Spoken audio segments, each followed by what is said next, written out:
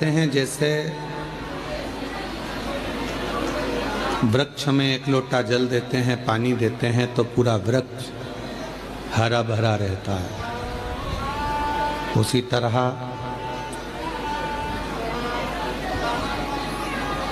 मनुष्य अगर थोड़ा बहुत भोजन करता है, पानी पीता है तो उसका शरीर में शक्ति रहती है।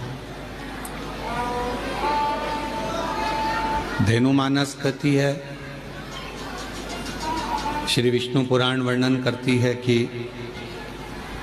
गौ माता की पवित्र कथा शिव पुराण भी वर्णन करती है कि जब हम गौ माता की कोई सेवा करते हैं, गौ सेवा में अगर लगते हैं तो हमारे 33 कोटि देवता भी प्रसन्न हो जाते हैं और कृपा बरसाते हैं।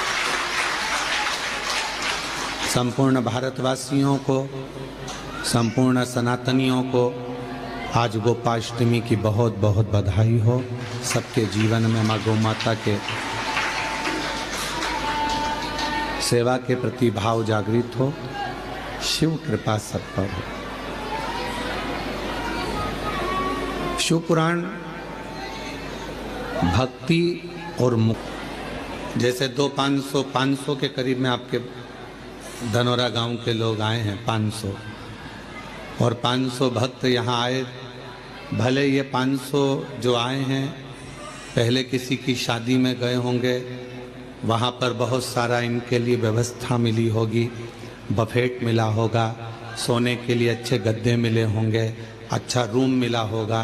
पर कुबेरेश्वर धाम पर आकर यदि थोड़ी बहुत भी परेशानी आपको झेलना पड़ी हो तो खुश होना कि आने वाली जिंदगी में आप कभी परेशानी नहीं झेल पाओगे।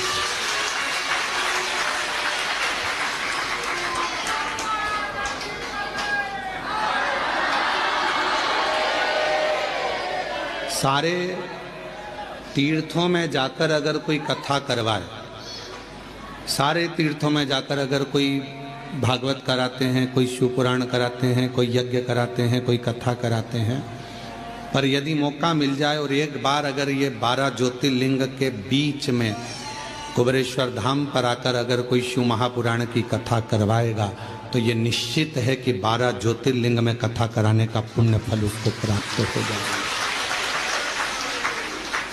भले आपके साथ 50 लोग आए, 100 लोग आए, 200 आए, 500 आए, पर शिव महापुराण की कथा जब आप यहाँ कराते हैं, यजमान बनते हैं, तो 12 ज्योतिर्लिंग का पुण्य आपके साथ लगेगा।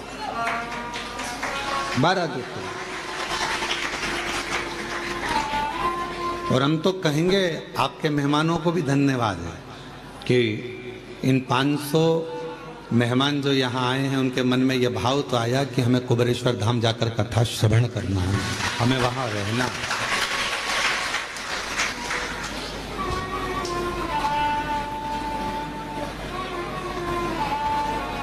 और मेरा कुबेरेश्वर बाबा का धाम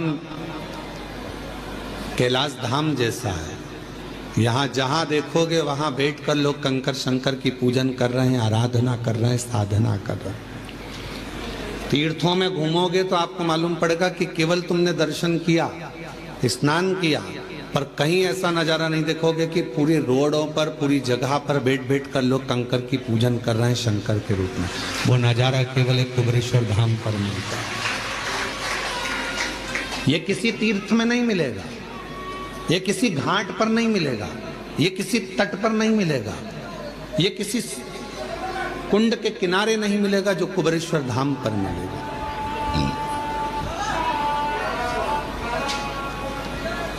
भक्ति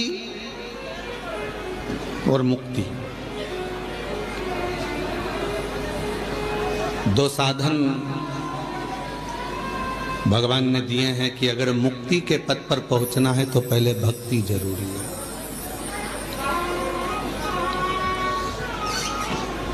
और भक्ति कम मिलेगी जब आपका भाव शुद्ध होगा।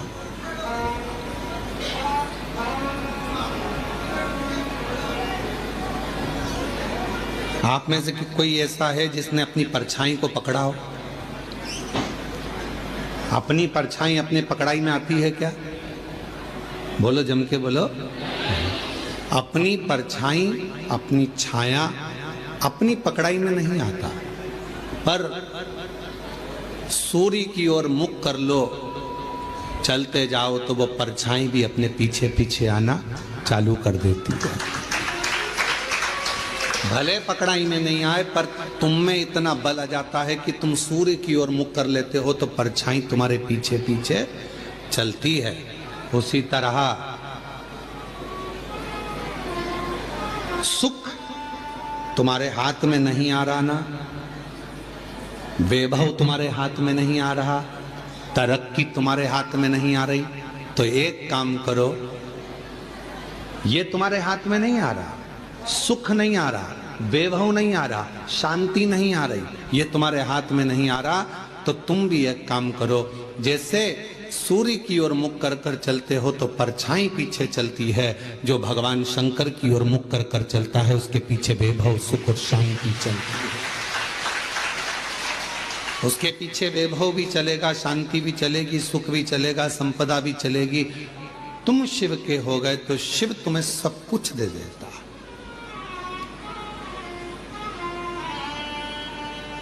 और तेरी कृपा बिना न हिले एक भी अणु, लेते हैं श्वास तेरी कृपा से।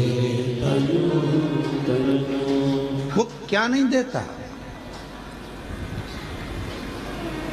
वो एक लाइन इसमें आती है, क्या क्या नहीं दिया, क्या हम क्या कहें, क्या नहीं दिया परमात्मा, क्या प्रदान नहीं करा परमात्मा ने। बस गए तीन लोक प्रभु तेरे दान से। शिव जी एक ऐसे हैं जिन्होंने तीन लोकों का निर्माण अपने दान से करा है।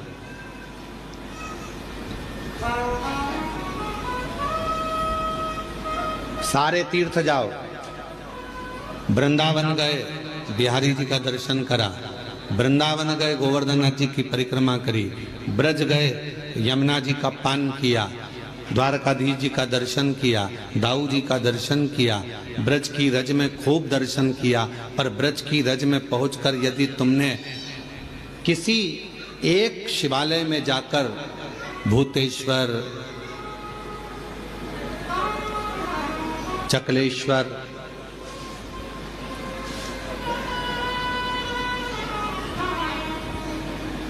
भगवान शिव के अनेक अनेक जो मंदिर हैं पूरे ब्रज में, किसी एक शिवालय में जाकर ब्रज गए, पर ब्रज में आपने सब दर्शन करे, पर शंकर के मंदिर में जाकर अगर एक लोटा जल नहीं चढ़ाया तो ब्रज की यात्रा भी पूर्ण नहीं मानी जाती।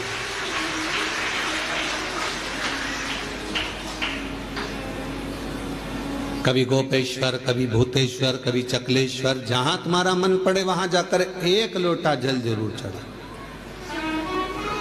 ब्रज की यात्रा पूर्ण जब मानी जाती है जब आप ब्रज भूमि में बने हुए शिवालय में जाकर शंकर के मंदिर में एक लोटा जल चढ़ाओ या दर्शन कर कर आओ, तब ब्रज की यात्रा पूर्ण होती है। अयोध्या जाओ तो अयोध्या के किसी भी शिव मंदिर में जाकर एक लोटा जल चढ़ा कर आओ, तब अयोध्या की यात्रा पूरी मानी जाती है।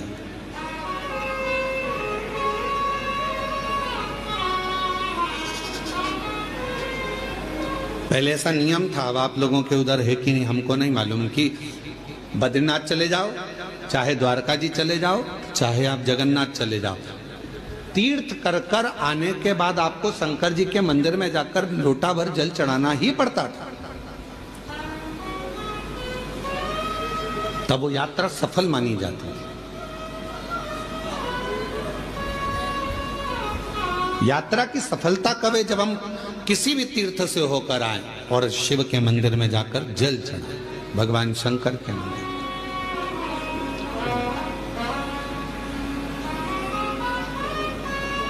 बस गए, ये उसकी उदारता इतना विशाल है, वो इतना विशाल है वो कि जो आता है उसकी शरण में उसको वो स्वीकार करते चले जाते, इतना विशाल।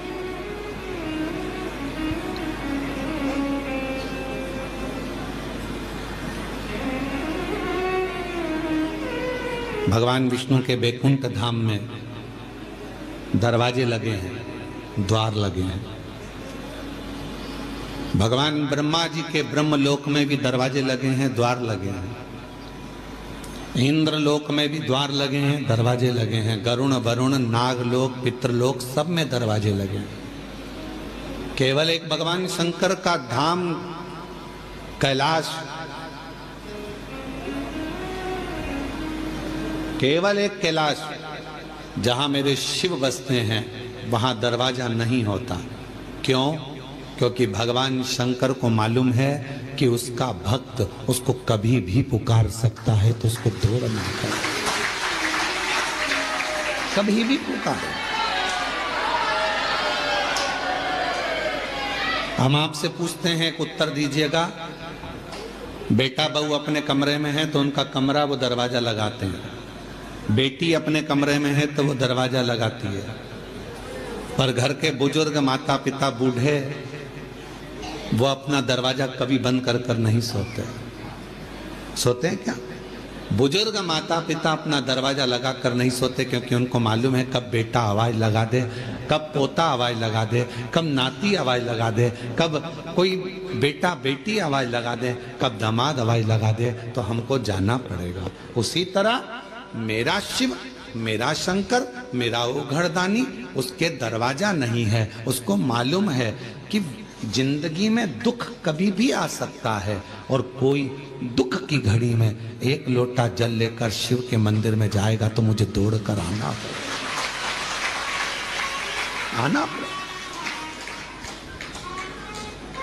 हमसे कई लोगों का इस बात पर बहुत विवाद होता है। कई लोग हम पर ताना भी देते हैं, अपशब्द भी कहते हैं, गाली भी देते हैं कि क्या कथा करते हो, हर कुछ बता देते हो, हर कुछ बोल देते हो।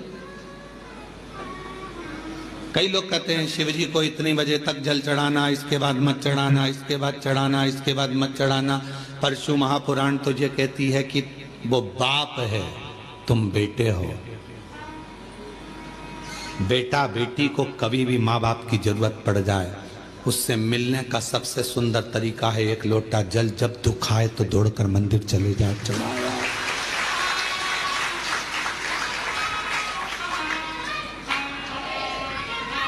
और यदि मान लो, अंदाजा लगाइए, अगर आप विचार करिए, मान लो अगर आप ये अंदाजा लगा कर बैठिए कि मंदिर में मान लो अगर कोई मना कर दे कि नहीं अभी दोपहर हो रही है, हम जल नहीं चढ़ाने देंगे, अब शाम हो रही है, हम जल चढ़ाने नहीं देंगे, अब रात्रि हो रही है, हम जल नहीं चढ़ाने देंगे, और तुम्हारी बहुत बड़ी विपदा आकर खड़ी हो गई है, बहुत बड़ा टेंशन आकर खड़ा हो गया है, तो अपने घर में जो शंकर का शिवलिंग है उसको थाली में रखो, श्री शिवाय नमस्तुभ्यम कहकर अपना दुखड़ा उससे कहकर जल चढ़ा दो, वो स्वीकार कर लेगा। वो स्वीकार है, वो स्वीकार कर लेगा। आप में से, हमें उम्मीद है कि आप लोगों में से सब लोग 2-2, 4-4 दिन से यहां पर तो होंगे, हो यहां पर 2-5 दिन से, तो आपने देखा होगा केवल सारे मंदिर घूम कर आ जाओ, चाहे काशी जाओ, उज्जैनी जाओ, ओमकार जाओ, चाहे तुम्हारी मर्जी पड़े केदार जाओ, सबके पट बंद हो जाते हैं। पर कंकर शंकर की भूमि पर हमारे बाबा ऐसे बैठे हैं कि लोग पूरी रात जल चढ़ाते हैं और बाबा से अपना विनय करते हैं पूरी रात। और आप लोगों में से कई लोगों ने तो रात को 1 बजे भी उठे होंगे तो देख रहे होंगे कि लोटा लेके खड़ी है। कोई रात को 2 बजे भी उठा होगा तो उसको लगा होगा कि अभी भी दिया लगा कर बैठी है। रात को 12 बजे से लेकर 4 बजे तक के बीच में अगर आप देखोगे तो कई महिलाएं, कई पुरुष, कई बच्चे, कई बेटियां, कई बेटे अपनी साधना में, शंकर की साधना करने, एक लोटा जल चढ़ाकर रात्रि में भी साधना में डूबे रहते हैं। ये वो भूमि है, यहां से व्यक्ति तेज लेकर